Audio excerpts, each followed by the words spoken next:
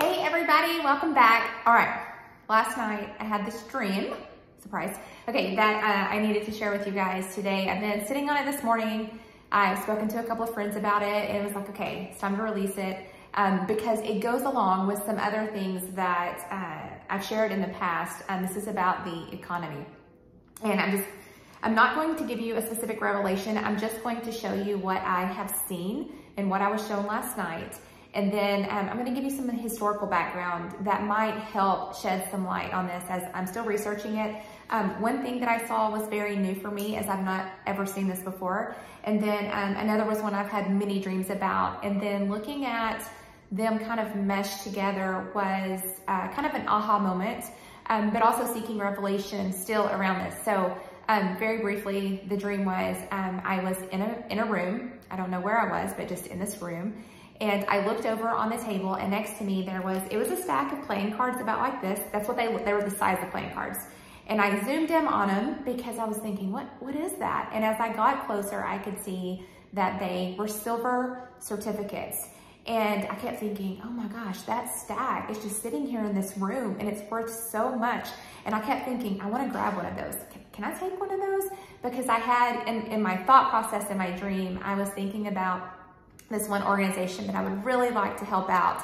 And I kept thinking, if I grab just one of those, I would be able to change that entire organization and help so many people. So that gave me a knowing of how much those silver certificates were worth, that stack of them. And so I turned and I looked over and I saw the Vietnamese dong sitting next to it. Now, I've never researched it. I actually didn't even know I knew what that was. I saw it and I knew intuitively, oh, that's the Vietnamese dong sitting next to these silver certificates. As I started to get closer and I wanted to like look through them, a general walked in the room and he basically said, hey, what are you doing next to that? You're not supposed to be looking at that. And I was like, oh, I'm sorry. I was just kind of curious about it. And so I knew that I needed to back away because that was his. And it was worth a whole lot of actual physical, monetary, would cover a lot of expenses, but it did not belong to me. But I knew that there was something going on in this room between the silver and the Vietnamese dong. Okay, now, he leaves me in the room again. I guess he trusts me. And so I walk back over to the silver and this time I pick it up and I picked up, I can't describe them in any other way besides silver playing cards. And when I picked them up, I saw the first one said like 100 on it.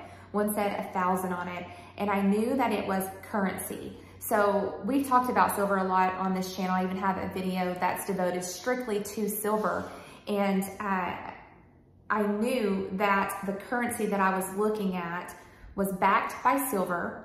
Now, the Vietnamese dong was sitting next to it. I am not claiming that the Vietnamese dong will be or is going to be backed by silver, but I am seeking revelation around the two of those sitting next together, and I knew that there was something about the Vietnamese currency that was going to be very important going forward. I wanted to use the word reevaluation, but I'm just gonna leave that at there because that is specifically what I saw, what I felt, what I heard, what I knew. Now, as I was waking up out of that dream, I heard the term silverites. Now, I know what that means because I have studied silver for a while and looked at it through monetary systems, through history, how it's been used, when it's been taken into circulation, when it's been removed out of our physical currency and all of those things. And so I'm going to talk now basically around that, but I want to bring in some other historical things that I find interesting in regards to that dream that have also brought me revelation to one dream that I had almost 4 years ago that I started to begin to have a revelation around one word that was in that dream. But before I do that, I want to mention real fast. So about a month ago, 2 months ago, I kept hearing the Bay of Pigs, the Bay of Pigs, the Bay of Pigs, like we're having another Bay of Pigs situation. And at first I thought that this might be related to a military something going on. But the more that I looked into it and I was led to the executive order that John F. Kennedy put in place. I made myself some notes on June 4th of 1963. That was about silver. And this was the executive order. It's executive order, if you want to go look this up, 11110. And it was the issuance of $4.2 billion in US notes through the Treasury, not the Federal Reserve, that it would issue explicit authority to issue silver certificates. Silver certificates is what I saw in my dream last night, and I was calling them silverites, as I knew that they were currency backed by actual silver, even though they were looking like these playing cards. And so in this executive order, the silver certificates were to be issued against any silver bullion, just plain silver, or silver dollars inside the Treasury of the United States. They were issued in $2 and $5 increments. I did find online that it said that 6 months after his death, $10 and $20 were printed. This eventually gets taken out of circulation, and that executive order becomes null and void. So during the time of the Bay of Pigs, this is where I was led to that. I'm gonna go back to the dream that I told you that I've been sitting on for 4 years, where I didn't have the full revelation around one word in it.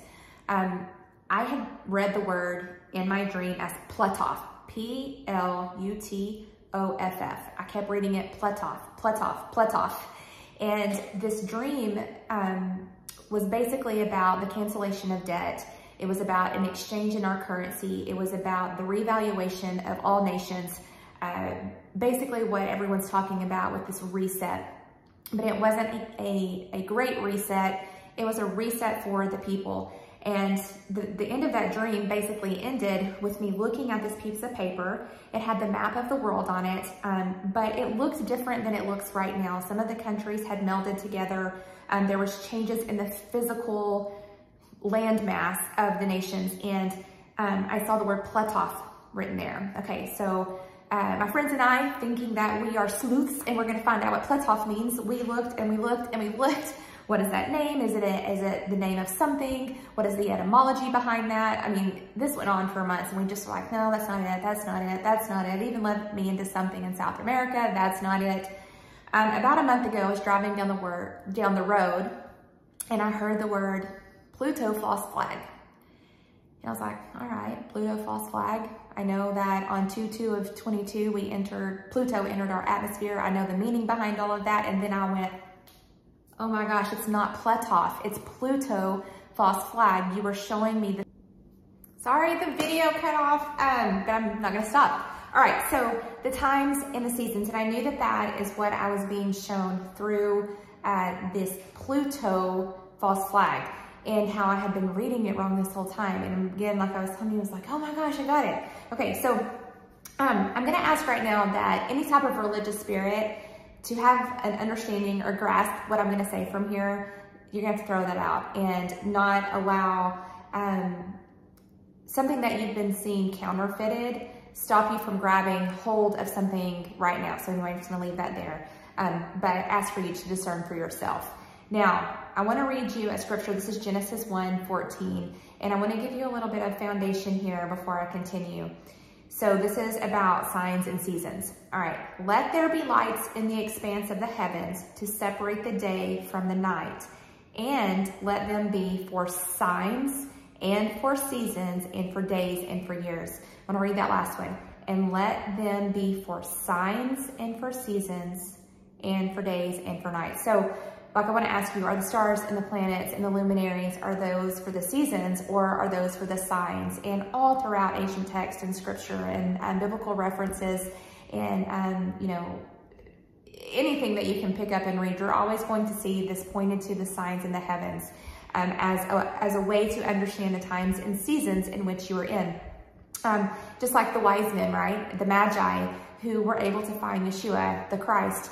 Why? They were looking at the signs and the seasons. They were looking at the signs in the heavens, and they actually followed those into the exact spot. You see, let's just say Revelation 12, where you see the planetary alignments to understand the time and seasons in which you are in. So when you see these signs, you have a greater understanding and a greater wisdom behind some of these things. And so the Lord kind of led me down this path to begin to understand from his creation signs that he established for people to be able to understand signs and seasons and patterns and cycles and prophetic seasons that we're walking in and out of. Because remember, nothing new is under the sun. And if you are paying attention and you're being guided in wisdom, that you're going to be able to see something that maybe you never saw before, Or maybe you might see it as something that was hidden for only a select group of people, and everything else is told, well, no, that's wrong, that's bad. But yet we see it from a standpoint of it's always been what our ancestors have looked to,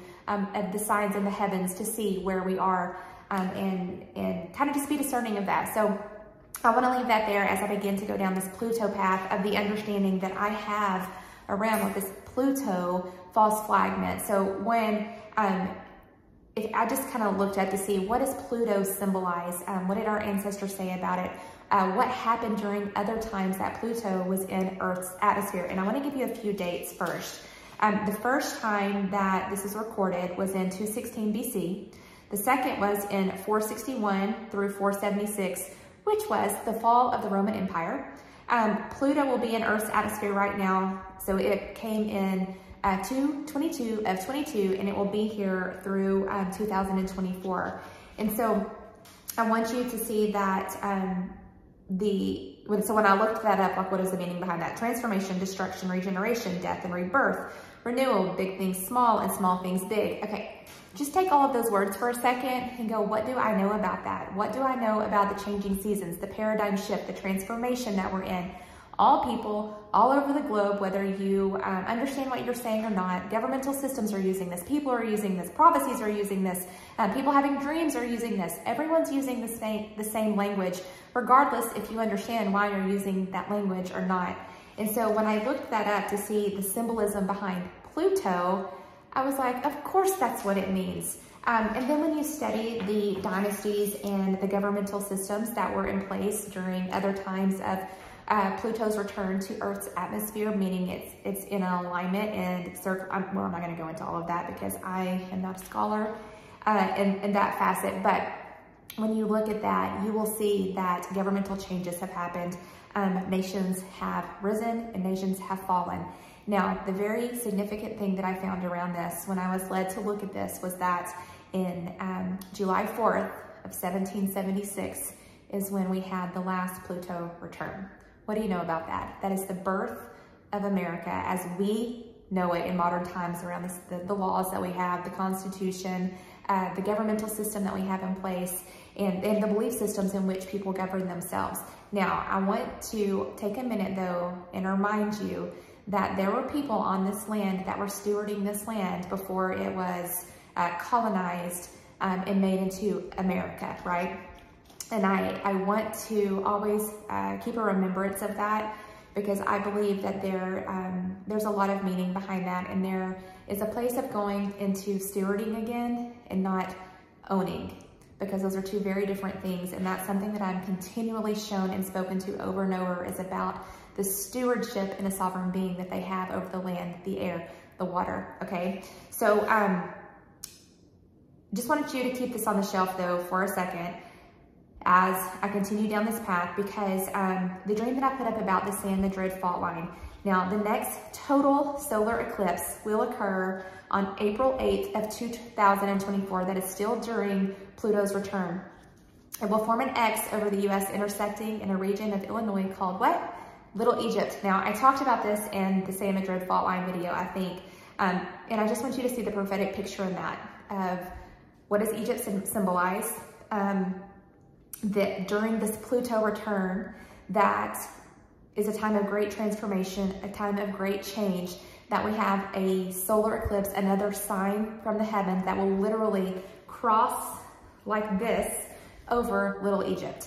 So I know a lot of people have talked about this in the past, but as I woke from this dream today, and then I was reminded of the Pluto false flag, and it was like all of these little puzzle pieces were coming together for revelation, even in a greater way than I've ever had before. And what I really feel in my spirit is that it's a renewal season. We are in time of justice upon the earth, where the scales of justice are being balanced, where things that are in disharmony will come into harmony. Like this thing of like where we're always teetering, and it's like this and this and this and this. Like, we are going to have to balance out during this time of renewal, and it's all the things that are hidden in darkness. They're being revealed. That is this place that we all know that we are, and for things to be set right and for things to become anew, there has to be a purging, there has to be a cleansing, there has to be this, this exposure of the things, this corruptness that has taken and enslaved people for generations, things that have been made legal that are not lawful. And just because something's legal, so this in the last video, it does not mean it's lawful. And what takes you out of your own sovereign rights, your inalienable rights. And here we are coming up. My friend reminded me earlier today, hey girl, you know what's next weekend? It's July 4th. There's a lot around Inalienable Rights Day. And I hope she doesn't mind me saying this, but she woke up saying that and then going, it's not lienable. And I'm like, do you realize what you just said? No, there shall be no liens set upon a person. And so my friend Dina, who you've seen her in a previous video, when she was telling me about that this morning, I'm like, girl, you're so right. And it connected to everything that I'm talking about now, for us to show that we truly are coming into this place of complete transition and transformation and a renewal and regeneration of all things. If you have eyes to see it, it could be very chaotic. I'm not going to deny that. There's still some things that need to happen. But if you can see out past the horizon and look past all of that death and destruction that has to come for things to be uprooted in order to be replanted, because that's what we're seeing right now, or basically those systems being uprooted in order to be replanted.